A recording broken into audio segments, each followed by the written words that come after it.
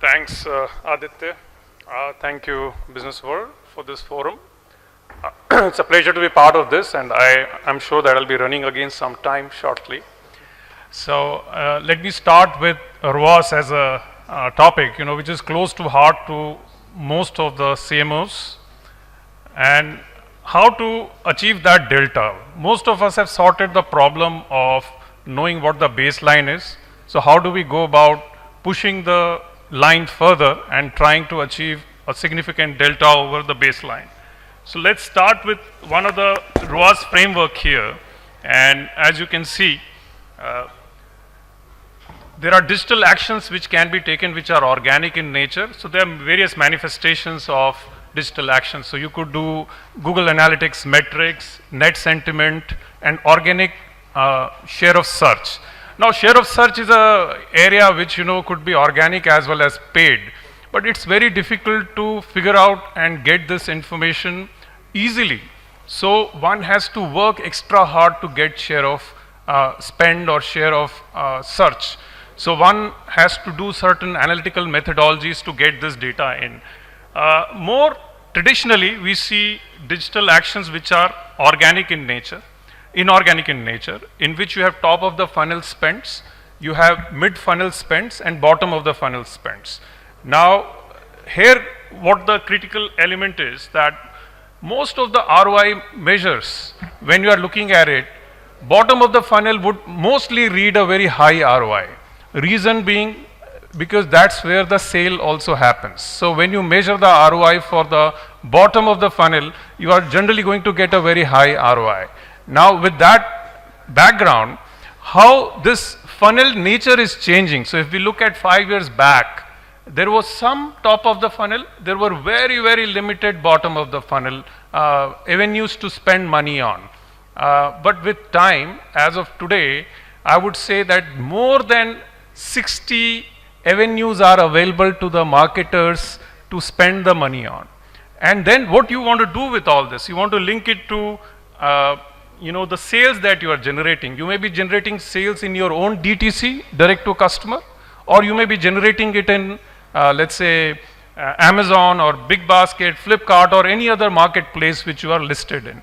If you see, organic SOS we had put on the top, and below if you see, there is paid SOS also. Now, paid SOS is something very difficult to measure and have, and you can have very misleading numbers as far as SOS is concerned, because it's a market number that you're trying to gauge against.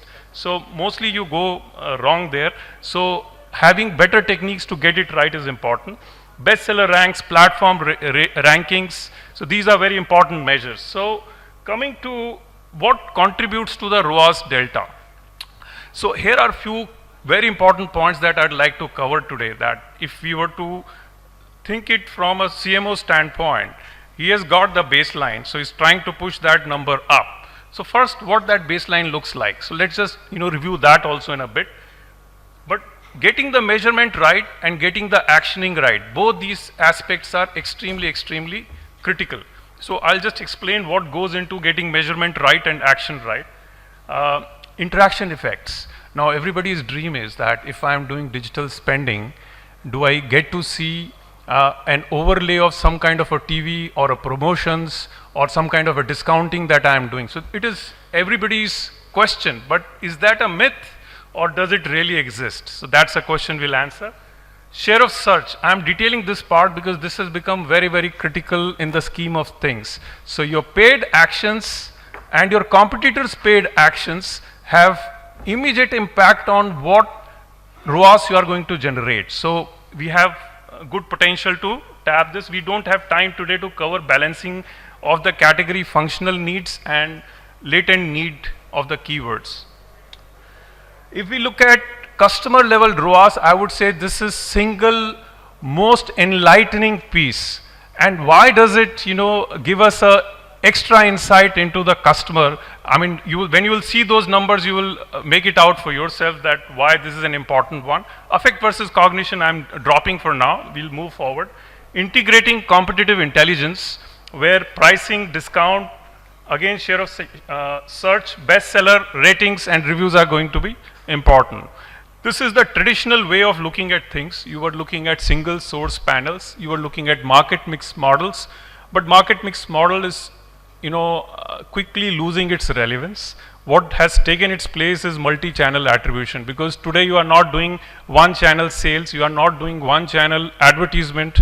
So you have to manage both multi-channel sales and multi-channel spending.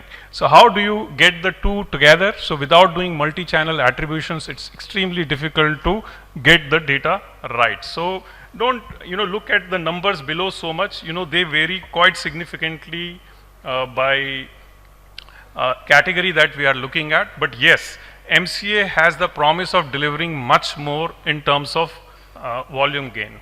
So let's check out this aspect where we are talking about the key measures,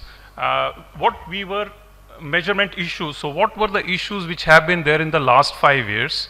So you would see that poor or slow loop between offtake and spends. Again, you want all sales to be always connected to spends.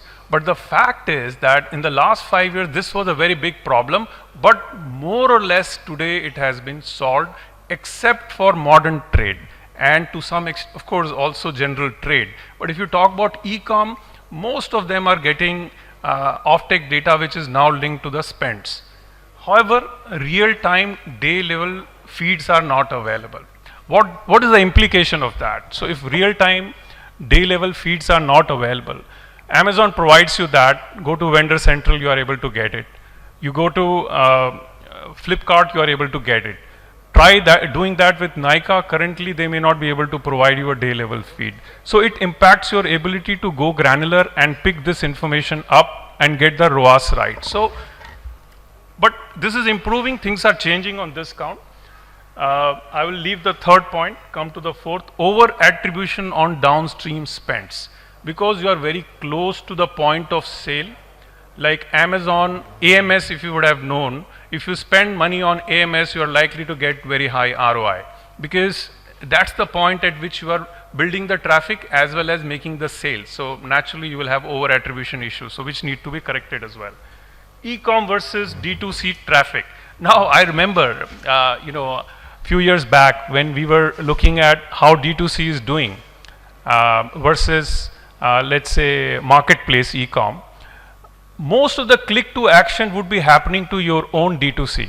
But marketers have, I would say, recently figured it out that D2C may be very exciting to know loyalty, may be very exciting to know your returns and extra behavior about your consumer, but it is not enough to generate the kind of volume you are looking for. So you would always be thin. You might get a great ROAS, but you will be very thin as far as scale is concerned. So I wouldn't suggest that you do a lot of click to action to DTC, but believe you me, 5 years back, 80% of the click to action was coming to the own websites, and they did not even have direct to consumer portals. So it was a waste. But now if I say it has become about a 80-20 kind of a split in the traffic that you generate. There were no digital ROAS benchmarks. CMOs have pushed for the benchmarks. I'll show you some slides later to make that point. There was no good bad spend qualification. Then spend allocation was business logic driven. So I'll leave it at this one, and how each of these points have changed, we'll just look at that, the points which still remain.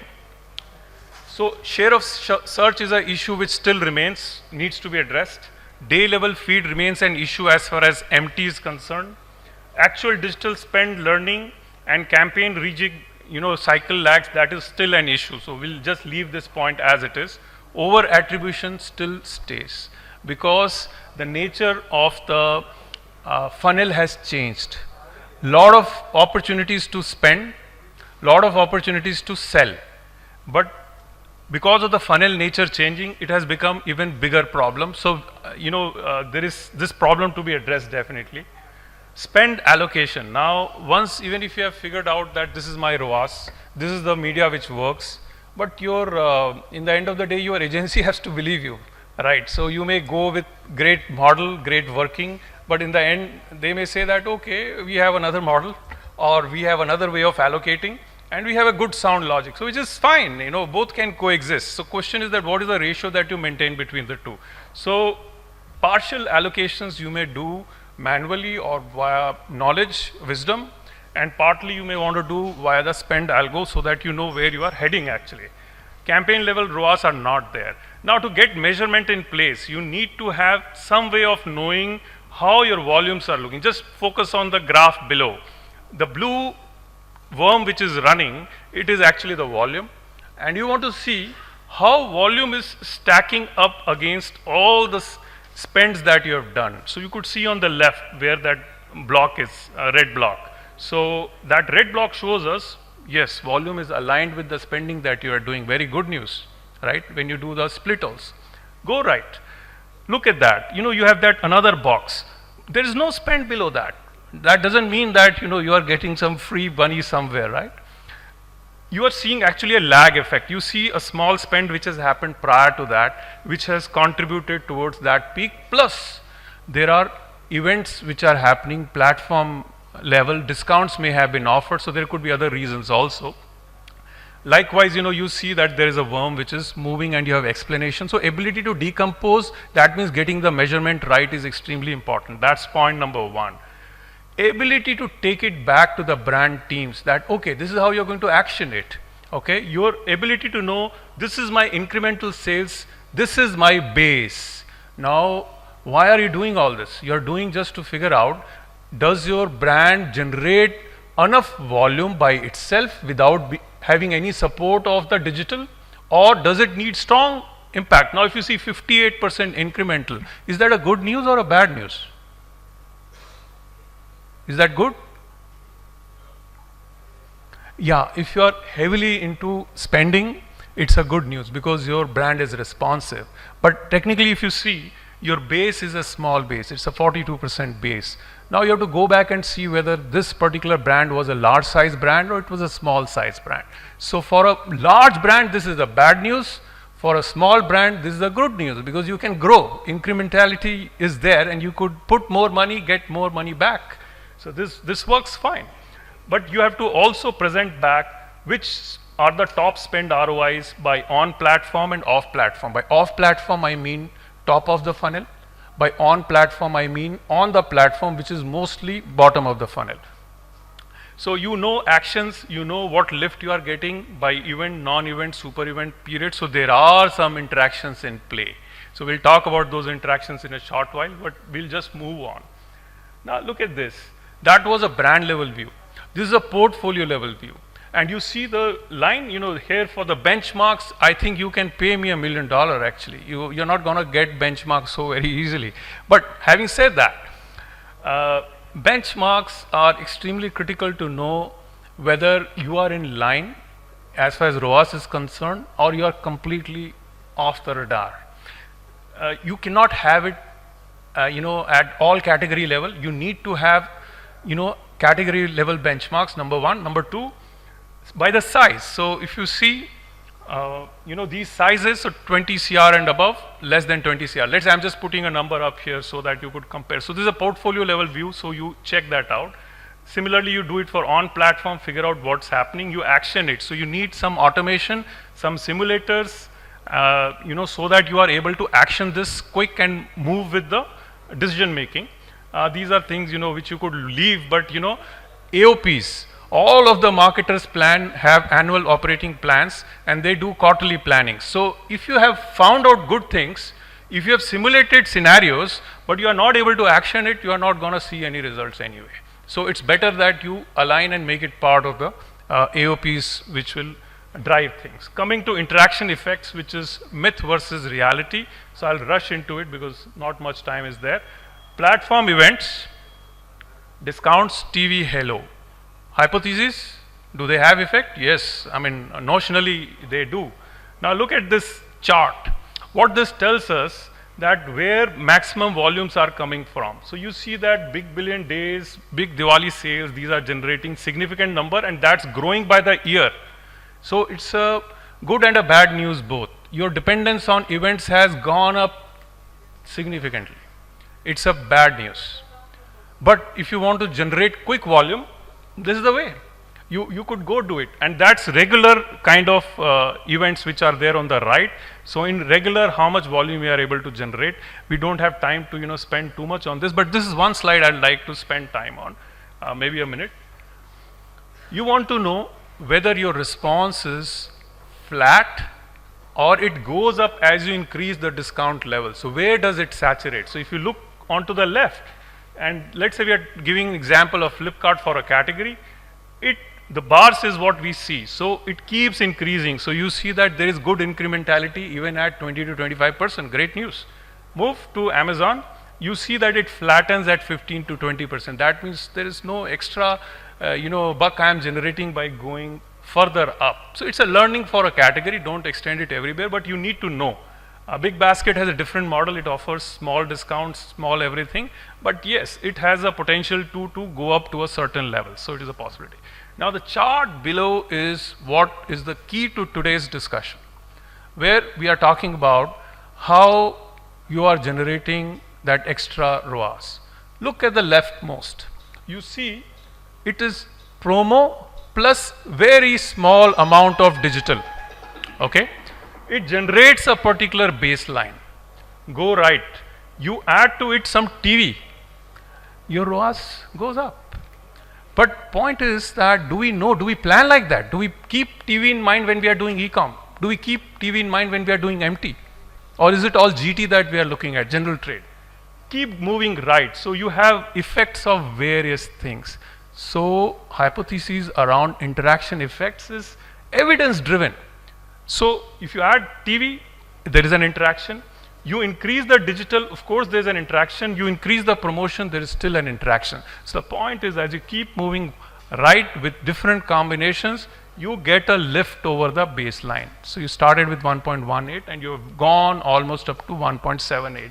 Of course, there is a lot to talk about. Customer level ROAS is one important point I'll speak. There are a lot of things below that, but I think that's one takeaway I would like you to carry with you today. Look at this chart now. It will take a while to just appreciate what is there on this one. A brand gets an overall ROI of 1.45. Good or bad, I leave it to judgment. When you look at new customers you are adding, which is by chance, which are coming into your play, so they like the offer which is going on. They are brand agnostic, so they are just coming in. So your cost of getting them onboarded is 0.85. You spend $100, you get $85 back. Okay. You look at new customer who's coming by choice. Actually, it is even lower, 0.6. And you look at if it is coming because of other value proposition, it is about 0.5. So not much difference between 0.5 and 0.6. The point I'm trying to make is, new customer acquisition ROAS would always be much lower. But volume is there, traffic is there. Come to the last 2 points, which is where the entire story is. You look at repeat buyers tier A. Tier A is people who have good, decent purchasing power, but not the best purchasing power, decent. Look at your ROAS going up to 1.8, and the next tier, which is even more amazing, your ROAS has jumped and it has become 7.3. What is the difference between tier A and A minus? They are great purchasing power folks. So how would you identify those great purchasing power folks? That is a matter of dwelling, and it is an amazing thing to do if you are able to do, and if you run DTC, it is absolutely possible to get that. So DTC is your way to do a lot of this loyalty. But if you like this slide, here is something absolutely else for you. Look at this one, where that star has gone. Star has gone to 7.3, and if this slide makes sense to you, try to get it somehow in those actioning at your end. You see, for tier A plus repeat buyers, your ROAS is actually as high as 58.5, and this is a meta-analysis across categories. If I talk about specific category, specific platform, this number is just mind-boggling. It can run into hundreds. So you spend $1, you get $100 back. So what is it that a marketer need to do to get this going, and how to get that repeat buyer ROAS into play. This is an absolutely unseen space. I would suggest please delve in, do D2C from a very different standpoint. I'm sure it is going to get you definite returns on it. I don't think I have time for covering share of search here, but this has its own implications. So you figure out what is your share of search, what is competitor share of search, and are you doing better or worse. So you take it's like a market share. So it's a digital market share equivalent that you get, and you want to see it for paid as well as organic. Sorry, left is paid and right is organic. You put all that number together. Let's say this has been done on West Coast. This is a US work which is there. In India, this is picking up right now. And you keep building it. You have all these results out, and you can just see how much you have been able to gain by the virtue of this one. You run dashboards, you measure SOV, look at the rectangle, look at the oval on the right. It measures both paid SOV as well as organic SOV. So if you are able to capture it, next things are quite easy. So I will not get into a lot of other stuff, but I'll just come to the final slide. Don't worry about all this.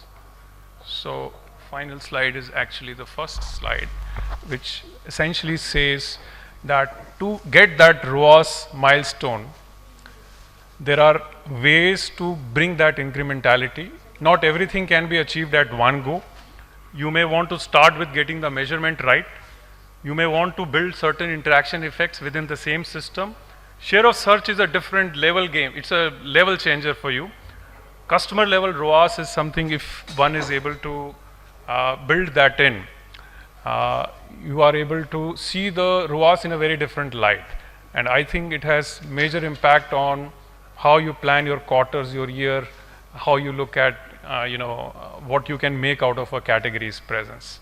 So I hope this helped in some way in looking at the same information in a slightly different light. I guess I'm out of time. Quite a lot. So sorry about that, but I hope you took something away from this session. Thanking you once again. Thank you. Bye-bye.